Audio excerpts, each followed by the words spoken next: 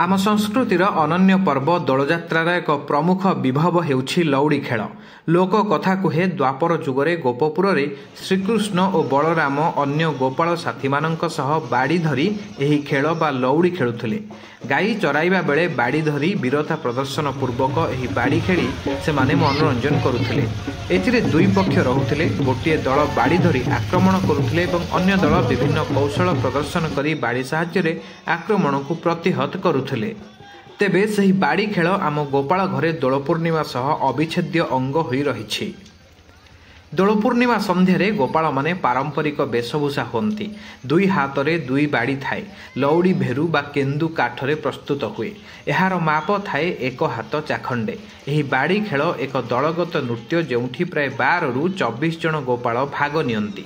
जणे जणे दलपति रुहंती।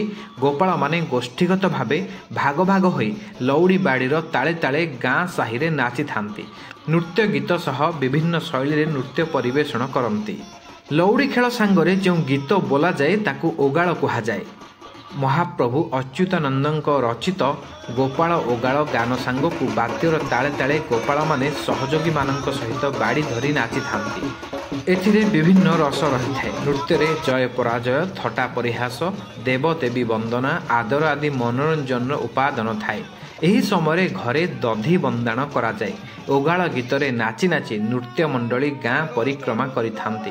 कृष्णଙ୍କ भजन कीर्तन गान करी फगु खेलती।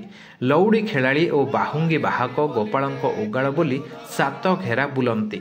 ठाकुरं को दक्षिणाभिमुखी करी झुलन रे झुला जाए। कारण श्रीकृष्ण को दक्षिणाभिमुखी दर्शन कले सर्व पाप हरण होइथाय बोली विश्वास रहिछि।